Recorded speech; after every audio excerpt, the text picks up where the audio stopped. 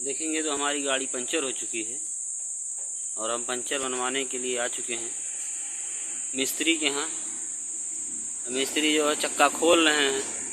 अब खोलने के बाद पता चलेगा कि कितना पंचर है और क्या घटना इसके साथ घट गई है जो इसका हवा निकल गया है।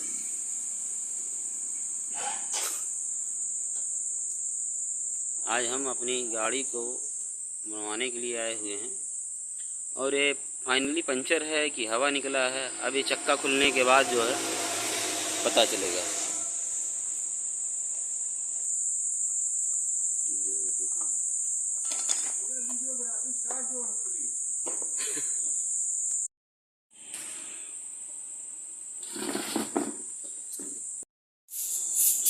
देखेंगे इसमें हवा भरा जा रहा है, अगर ये पंचर होगा तो पता चल जाएगा कैसे पंचर बनता है, आप जान सकते हैं और देख भी सकते हैं।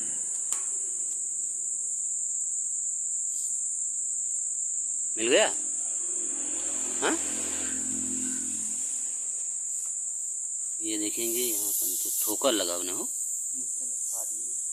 का ठोकर लगा बा कि वैसे कुछ रहा तुम्हारे। आप देख रहे होंगे यहाँ पे जो है यहाँ से हवा निकल रहा है और अब इस पे कुछ जो है चपका देंगे जिससे हवा निकलना बंद हो जाएगा।